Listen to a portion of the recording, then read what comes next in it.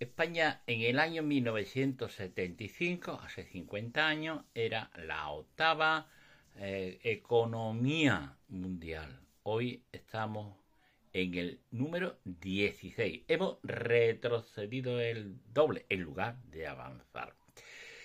Y esto viene de la época de Felipe González, porque la entrada de España en el entonces mercado común, actual Unión Europea, no fue gratis. Tanto Francia como Alemania veían un peligro en nuestra economía, nuestra fuerte economía. Y la condición que le pusieron a Felipe González es que destruyera nuestra industria. Y como Felipe González quería entrar en la Unión Europea, la destruyó. Y vaya que si la destruyó. Os voy a dejar un vídeo sobre un reportaje sobre este tema que clarifica, que nos lo pone blanco y en botella. No solamente fue Felipe González con la reconversión industrial, que la mayoría de vosotros no sabéis lo que es la reconversión industrial, con la destrucción de nuestra economía, sino que también después José María Aznar le dio la puntilla. Es decir, el bipartidismo ha destruido la economía española. En el año 1975 la deuda de España era del 7%. Ahora ha superado el 100%. Ya debemos más de 1.800.000.000.000 de euros. Una deuda impagable. Pero claro, el malo era Franco. Os dejo con el vídeo. ¿Sabías que España destruyó su industria para entrar en la Unión Europea? Años 80. Tras décadas de sacrificio, España se presenta a Europa con uno de los tejidos industriales más importantes del mundo. Con industrias de primer nivel en todos los ámbitos que competían con Alemania y Francia y que con la excusa de modernizar España, el gobierno socialista de Felipe González vendió a capital extranjero para satisfacer los intereses de Europa, que exigía que España desmantelara su industria para entrar en la Unión y evitar así su competencia. En compensación, Europa dio fondos para comprar a Francia y Alemania los bienes que ya no se fabricarían en España. Pero ¿cómo ocurrió este desastre? Quédate con nosotros para entender lo que sucedió en España no hace tanto tiempo.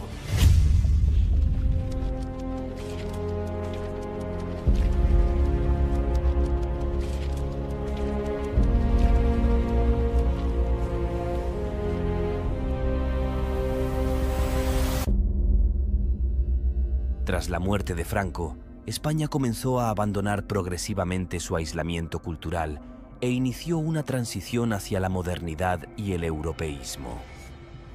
Llegando ya a los 80, los medios de comunicación abrieron el mundo a los españoles, pero estos empezaron a vender una imagen de España distorsionada, donde todo lo extranjero era mejor, donde se vendía que los españoles eran unos paletos y unos rancios que debían avergonzarse de su obsoleta decrepitud.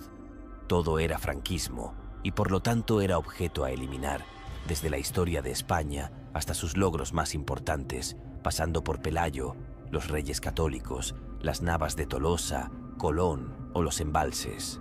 Todo era un símbolo de opresión. Poco a poco, el mensaje fue calando. El desplome de la natalidad se impuso, las drogas aparecieron de un día para otro y su adicción se adueñó de buena parte de una juventud que, engañada, imitaba cualquier estupidez proveniente del extranjero. La obsesión por la lengua inglesa se adueñó de los españoles que aceptaban el globalismo como la cura de una enfermedad que no poseían. Pero España venía de una de las mejores épocas de su historia. El llamado milagro económico español ocurrió entre 1959 y 1973, donde España crecía a un ritmo del 7%, creándose empresas estatales en sectores clave como la electricidad con Iberdrola, las telecomunicaciones como Telefónica, petroleras como Repsol, explotación de minas con Hunosa, metalurgia pesada con Altos Hornos, la producción automovilística con SEAT, transporte ferroviario y de aviación con Renfe e Iberia. fabricación naval con AESA y también en sectores como el tabaco con Tabacalera.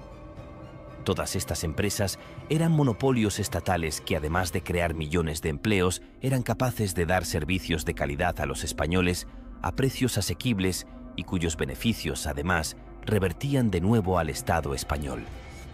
Un tiempo donde millones de españoles veían cómo su calidad de vida crecía exponencialmente, en un país donde solo con el sueldo del padre de familia podía mantenerse de una manera holgada toda la familia. En 1982, el Partido Socialista de Felipe González se alza con el poder. El 30 de mayo el gobierno español firma su adhesión a la OTAN, permitiéndose, por ejemplo, que ciudades como Ceuta y Melilla quedaran fuera del Tratado del Paraguas de Protección de la Alianza, dejando la puerta abierta a las permanentes reivindicaciones de Marruecos. Surgen diferentes planes para atajar los problemas en una industria española especialmente azotada por la crisis industrial, que afectó a todos los países industrializados a partir del 75. España buscaba entrar en la Comunidad Económica Europea, pero esta le exigía reducir el déficit público y cumplir los criterios de convergencia exigidos para entrar en el mercado único. Pero los intereses de Europa iban más allá del control del déficit. El potencial de las empresas españolas podría hundir el mercado común, afectando a países como Alemania o Francia. En ese contexto, el gobierno español pone en marcha el conocido plan de reconversión industrial, que obligaría a hacer sacrificios en una industria anticuada, pero que lograría a cambio una industria más moderna y competitiva en el mercado internacional. Pero pronto se demostraría que el Partido Socialista daba por perdidos muchos sectores industriales y apostaba más por liquidarlos que por modernizarlos. Uno de ellos sería el textil, afectado por la competencia cada vez más importante de los productores asiáticos. Sectores como el naval, donde España era una de las principales fábricas de barcos del planeta, entrarían en crisis sin precedentes. El país ibérico se enfrentaba a conflictividad social, huelgas y disturbios. Las empresas españolas eran especialmente jugosas para los inversionistas extranjeros. Así pues, apenas 2 años antes de la entrada de España en la Comunidad Económica Europea, comienzan las primeras liquidaciones y se empiezan a malvender todas esas empresas por una suma irrisoria, según los propios datos del SEPI, en unos 55.000 millones de euros. Así comenzó la destrucción de una de las industrias más potentes del mundo, cuyo pecado capital del que se le acusa fue el de nacer de una dictadura de derechas, pero que finalmente comenzó a liquidarse extrañamente por un gobierno democrático de izquierdas. Pero las liquidaciones siguieron con la llegada de Aznar al gobierno en 1996, que no dudó lo más mínimo para privatizar por completo todas las empresas públicas estratégicas que aún tenían alguna participación del Estado español.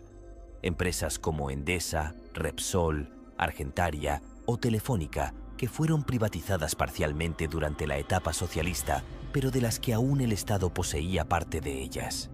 Y así, en junio de ese mismo año, se aprobaba el programa de modernización del sector público empresarial, iniciándose de inmediato el proceso para privatizar el resto de la propiedad que quedaba todavía en manos del Estado.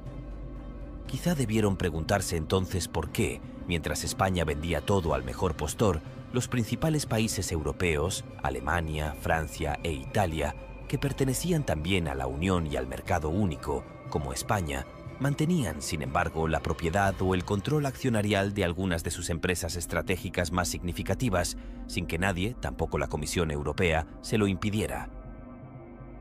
Y por eso el hecho es que hoy, Electricité de France está totalmente en manos del Estado francés, el cual controla, a su vez, el 23% del capital de Orange, France Telecom, la equivalente francesa de Telefónica, y el 23,6% de Engie, que el 30% del capital de Deutsche Telekom es del Estado alemán, y también la totalidad del gigante del gas Uniper, y que la eléctrica italiana Enel, propietaria del 70% de Endesa, está controlada en un 23% por el Estado italiano, así como el 10% de Netco, Telecom Italia.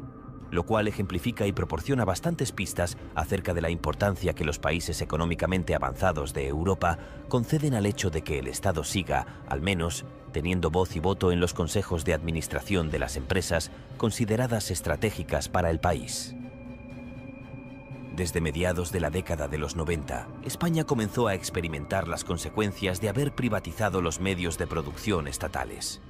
Este proceso redujo la capacidad productiva del país al delegar gran parte de su soberanía legislativa en la opaca Unión Europea, sacrificando su autonomía y quedando sometida a intereses externos.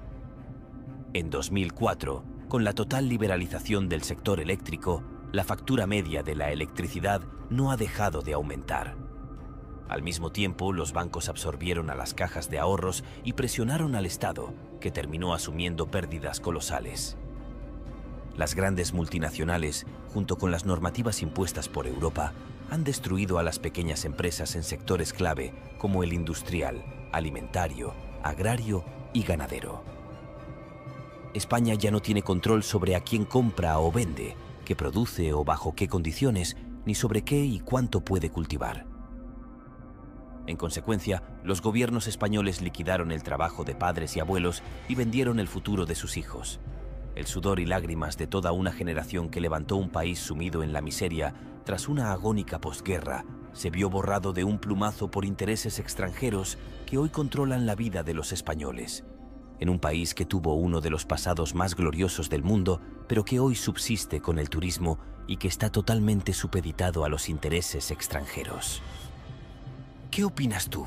Te leemos en los comentarios. Si te ha gustado el vídeo, suscríbete y apóyanos para que sigamos creando contenido. Ahora ya puedes unirte a la comunidad y disfrutar de ventajas exclusivas. Serás un apoyo directo para el canal y disfrutarás, entre otras muchas cosas, de acceso anticipado a nuestros vídeos y material exclusivo solo para miembros. Os esperamos en el próximo episodio de Los Enigmas del Tiempo.